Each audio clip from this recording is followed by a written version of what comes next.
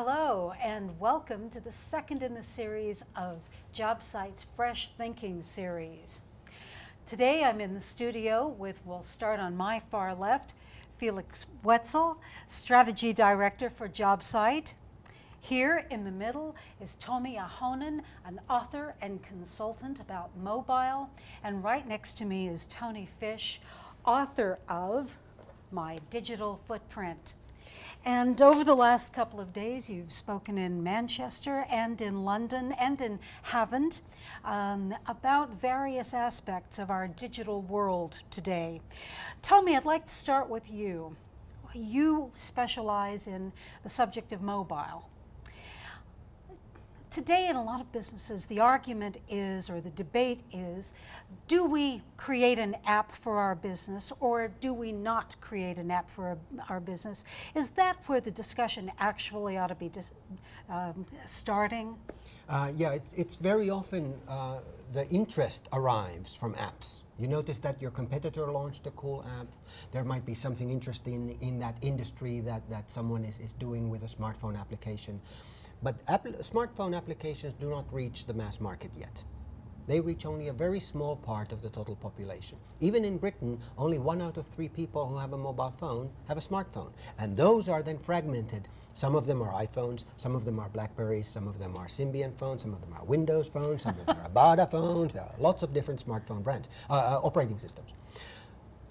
If you look at the mobile web, the mobile internet, that reaches most pockets. And actually the only data service on mobile that reaches every pocket is mobile messaging.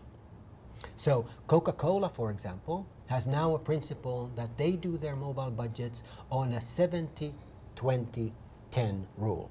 70% of their total budget goes to mobile messaging. 20% of their budget goes to the mobile internet, and only 10% goes to smartphone apps. There's nothing wrong with a smartphone app. Just please don't think that a smartphone app will reach every pocket. Only SMS reaches every pocket. Kraft, the American food giant, has a principle by which they go, which they call no phone left behind. So this is the way that if you do it on SMS, or if you do it on voice, or if you do it on very basic services, then you reach everyone. Beyond that, you can build premium services, better services on mobile web, on smartphones, on QR codes, on augmented reality, on virtual reality, on all kind of cool things we can do beyond that. But we start from the basics that reach everyone. I think it's also, Didi, if I can come here from a recruitment perspective, quite interesting of saying that if you build an app, you might mostly think from the company out, instead of actually thinking from the consumer or the candidate or an individual, because why would an individual download 10 apps of 10 different recruitment agencies? It doesn't make their life easier, it doesn't make it more convenient, and it doesn't solve their frustrations. What they want is one easy way in to do their stuff and then, live their life. Well, during your talk that I saw in London, you reeled off a lot of amazing statistics about mobile phone use in the world, not just the smartphones, but even these rather antique phones that don't have smart capabilities. Could you share some of those now about mobile phone usage and ownership in the world today? Very good. So the United States, which we like to think of being a very technologically advanced country, reached 100% mobile phone penetration rate this year, 2011. But those of us living in Britain know that, come on, we did that 8 years ago. I'm from Finland, we did that 11 years ago. So we like to think of America being very advanced, but this is one of those areas where they just happen to lag behind. They're very far advanced on the internet, rocket science, on microbiology, but mobile, Europe happens to be ahead. If we look globally, the planet reached 7 billion people. 5.8 billion of us, 82% of the population alive, has a mobile phone subscription, if we divided all mobile phones evenly. In Europe, actually, most of us walk around with 2 phones, so it's not quite that when we count real people. But nonetheless, mobile phone accounts outnumber fixed landline phones by 5 to 1, outnumber personal computers by 4 to 1, outnumber total television sets by 3 to 1. So mobile phone is by far the widest reaching technology on the planet. But perhaps the most interesting statistic is that the average person looks at their mobile phone 150 times per day. We look at it to look at a phone number, we look at it to read a message, we go play a little Angry Birds, we do a little searching, we want to see what time it is, it wakes up our alarm. I say the mobile phone is the first thing we see when we wake up in the morning and the last thing we see before we fall asleep at night. Wow. Well, Tony, that's where Thanks, you Jim. come in. With all of this usage of the mobiles that we're using, that must give somebody an awful lot of information about us. It does, thanks Dee Dee. And I think some of the interesting facts come along is one of the pieces of data picking up from Tommy's viewpoint is because it's actually next to the bed, somebody did a little piece of analysis that says as soon as they wake up they look at their phone. Okay, they then tend to put it down, and the reason they're putting it down is they're usually going to have a wash. And what we're starting to do is measure how long people have having a wash. You get scared at this point. But actually what we can do is we can start to tell if you're using a combined shower gel and shampoo or you're using separates, based on the amount of time you're away from your mobile phone. So suddenly the marketer has got a piece of data. You've shared nothing. All you did was pick up your phone and you interfaced with it. But because of the time period, I'm starting to imply knowledge about what you're doing. So yeah, people have got lots of data. Now, you can say that, suddenly I can make an offer, and I can offer you the type of shampoo that you would like, or a different brand that you would like, or something when you're out shopping, based on information that's being picked up because you've actually got this great device, this mobile device, in your pocket, available continuously. What do you think is the biggest misconception amongst consumers, amongst the average person, about data that is held about them? I think lots of people get scared. And the reason they get scared is because suppose I've got your location, Dee Dee. And what I do is I track your location, and therefore I actually know where your home is. And then I send you a little message and say, this is your home, this is where you live. And Dee Dee, you wouldn't like that.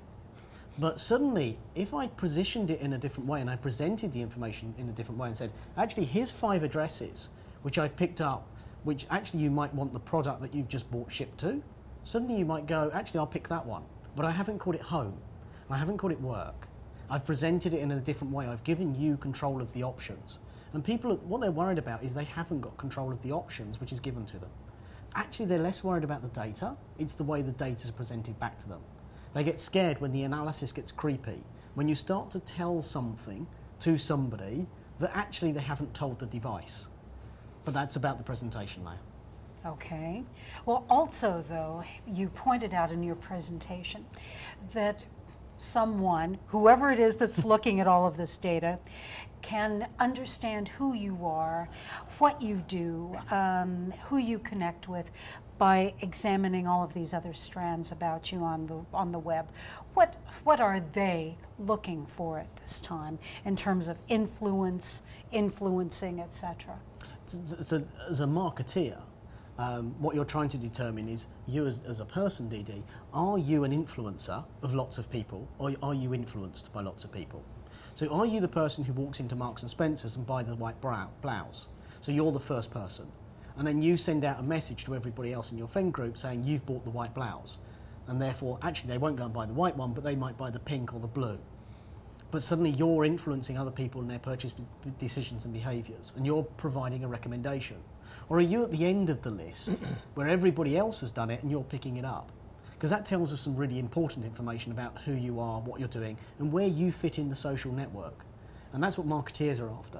But if you go back to the reference of the jobs and job sites, what we're trying to do is determine actually who's your friends, how are your friends influencing what you're doing? What authority have your friends given to you about the subject? How relevant is your experience to it? And what we can pick from data is actually ideas about who you are and what you're doing. So why you can actually fake things by lying, effectively in falsifying information. They may be little lies, but they might not be completely truthful. What we can pick from the data is probably better, closer, more relevant truths. Felix, let's bring that even closer to the recruitment stage here. How do you see this accumulation of data being used in recruitment? I think, first of all, I think it's very, very important that we use it for the benefit of the user. Spot on. So at the moment, for example, we have loads of users who might just type in sales in their email alert. So they will receive 10,000 job offers for sales.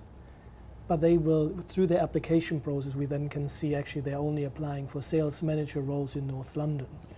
So, for example, then excluding all of the unnecessary emails, unnecessary vacancies or not irrelevant vacancies will make the experience for the user much better, because they only see the jobs that they're actually interested in, they can apply for it, and because job hunting is such a frustrating experience, you minimize the time for it.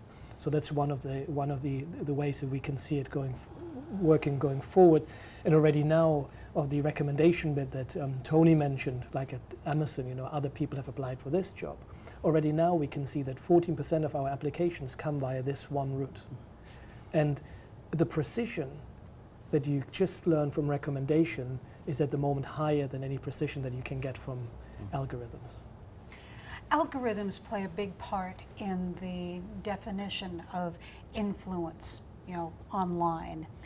There's a lot of discussion around different measurements, if you will, of influence. Is this really, are the measurements that are being used really good measurements of a person's influence, or do you need a human in there along with the algorithms to figure out real influence? To me, I'm going to throw this out to all of you. If I start, yes, we can measure influence, but are we measuring the right influence? We don't know. Are we at the beginning of understanding how to take data and analysing it? Yes. Have we actually got to an end answer? No. Will we get there in the next 5 years, 10 years? Yes. Where we are today is dead exciting, because actually we're discovering the errors of what actually is creating influence.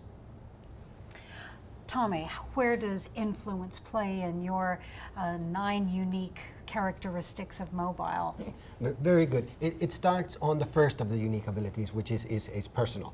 So obviously that it is something which we would like to have good control of, but unfortunately, as individuals, we do not. So it is something that whether Tony actually chooses to follow me on Twitter and retweet what I said about and like me on Facebook and so forth. But we are learning. I totally agree that we are starting to learn this process, both as individuals and how we can use different technologies, not just mobile.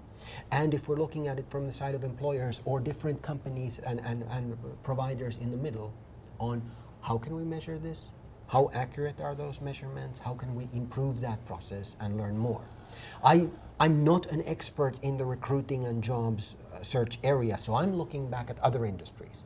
But if we look at the Amazon recommendation engine for books, us both being authors, if I look at the books, I love Tony's books. When I look at my digital footprint and see what are other books like it, Amazon is very accurate to tell me that people who bought that book also bought this.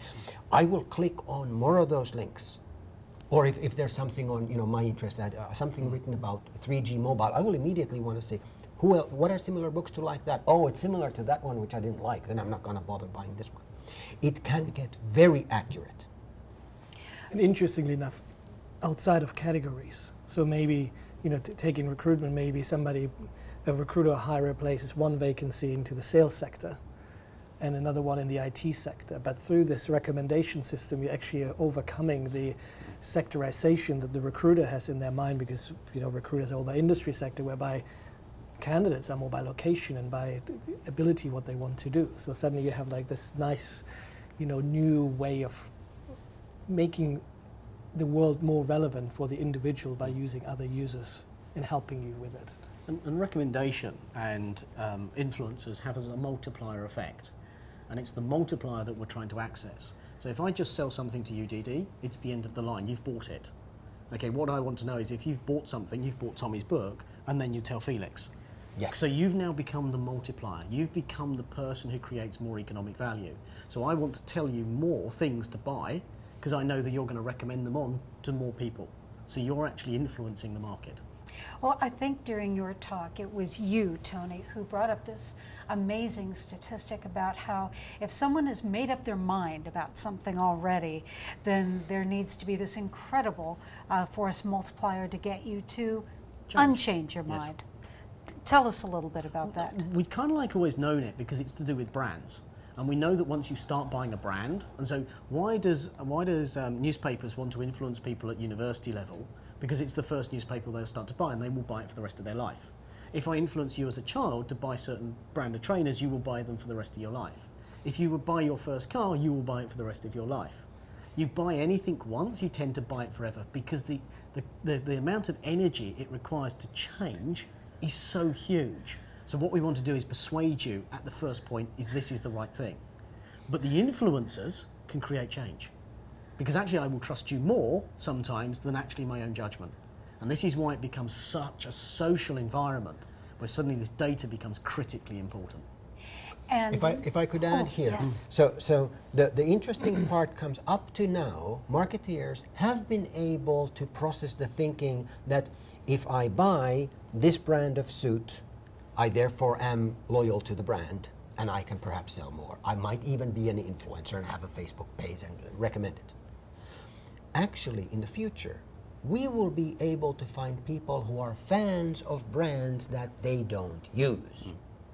I might be a fan of Tag Heuer watches and don't wear a watch and convince my friend to don't buy the Rolex, buy the Tag Heuer because it's a better watch. Yeah. This was not possible before when it was based only on the purchase. No. But when we start to measure the actual preference and the model that you had of the different levels of influence and our role in the ecosystem of purchases and decisions and so forth, we will reach that point soon where we will start to discover people who actually influence decisions even where they do not consume that brand themselves. Going forward from that, Tommy wrote a previous book, Communities Dominate Brands, where he blogs from. I'm doing your advert here. But the reason it's so important, because one of the things he brings up in the book, and I'll paraphrase it, and please correct me when I'm, is he goes down an ideology of two types of people. One is called bridged and one is bonded. A bridged person reaches between communities. So as an influencer, if you reach from one community to another community, you're hugely powerful. If you're bonded, you're in the community. So you only spread it to the few people around you. And actually what we're after is the influencer who are bridgers, rather than just people in the bonded. So actually it gets deeper and deeper and further as we start to understand the social effects. And it comes to jobs. Who's recommending the job? Are they somebody in industry, out of industry? How have they recommended? How have they discovered? And that's the data we've now got. And it's, to me, it's fascinatingly exciting. Well, it that even was helps with, if you think also from a company perspective, in old times, 2 years ago, That's 8 years ago now. the bridges were ultimately the journalists Yes. often. True, true. Yeah. And now suddenly, and often you just came to the journalists' awareness if you were a big brand. Now, as a small brand, you can actually do other things because you actually find out it might not be the journalist, it might be somebody else Yeah. who's actually the real influencer. Yeah. And it's these kind of interesting combinations. I think these are some of the things that the media are struggling with at the moment because they're not in control of this bridge, absolutely.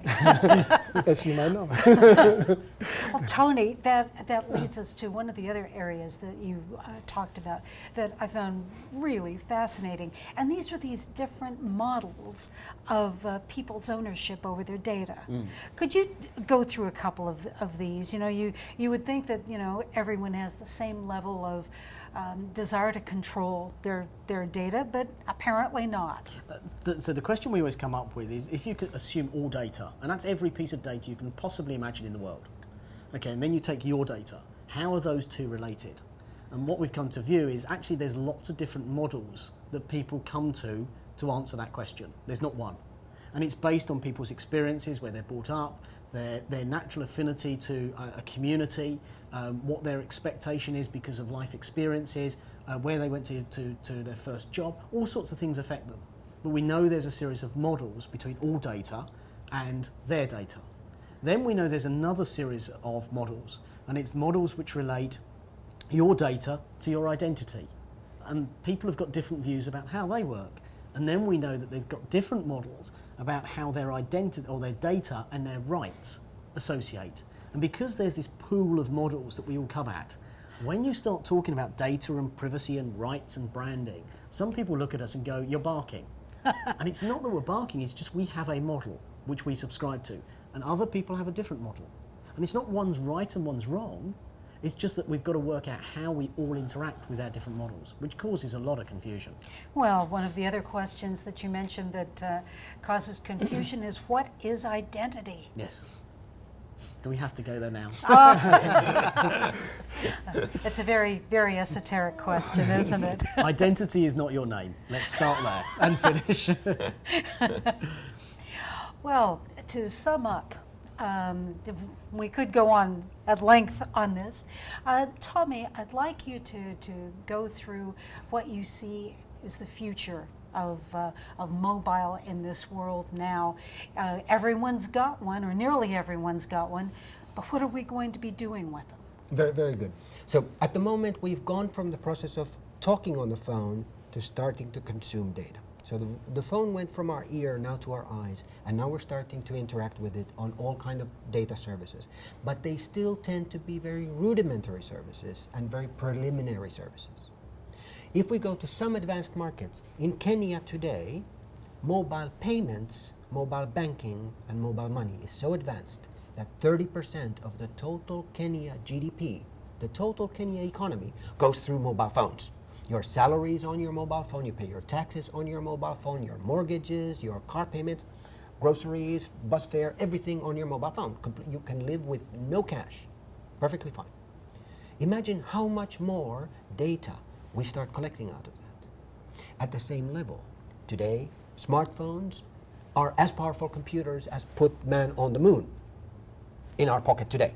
But 10 years from now, those smartphones, the one which you have today, you can do the same quality gadget that will only cost £10 without a contract, that has 8 megapixel camera and a 3.5-inch screen and 3G connection and Wi-Fi connection and all this cool stuff that you're going to give to kids as toys. Well, today it's a super phone. So when we add these kind of trends, the amount of capability our mobile phone will start to think on our behalf. Some of the most advanced services seem like magic. When consumers use them, they think that this mobile is actually reading my mind. Best example we have from Japan, there's a service called the calorie phone. On a normal calorie counter service, you would have to tell them, I'm going to eat, a hamburger, and I'm going to have some fries, and I'm going to have, a Coke, and etc. In Japan, they've programmed the system so intelligently that you take a camera phone, you point it at your dish, take a picture, and it recognizes McDonald's, hamburger, fries, medium-sized Coke, therefore you're consuming 2,421 calories, Mr. Ahonen, adding that to my bill today, how many calories I consumed. No text. It's as if it was reading my mind. Mobiles will become ever more intelligent, and a wealth and richness of data that we will collect, which in terms will hopefully make our lives ever better. Tony, it seems to me that we're just at the beginning of understanding the world of data. Who owns what data exists, and so forth. Where do you see the understanding of data, controlling it, going in the next few years? I think the issue of control is probably the important part of the question. We have no control over data.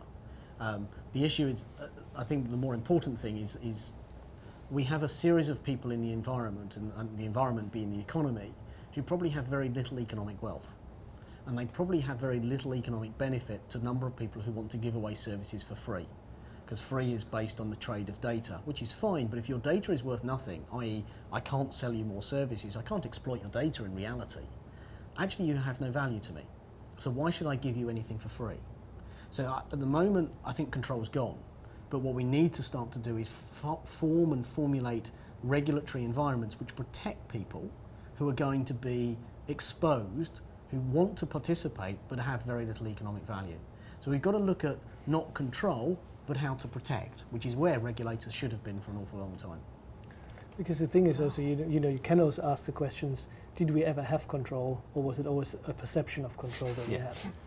Because, you know, if you think about the data that governments hold, the data that banks hold, that you can find out what your house is worth and the floor plan of it, or even from brands. You know, we always had to believe that in brands you control everything, but actually it was the conversation that happened. Only now we have the chance of seeing an experience and that we have no control in quantifying the disappearance of control. Yeah, spot on, Felix. Well, thanks for summing up there, Felix.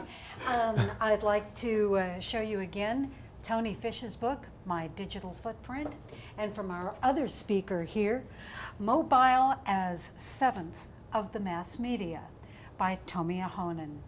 Thank you for being with us. Tony Fish, Tomi Ahonen, and Felix Wetzel. Thank you, Didi. Thank you. Thank you.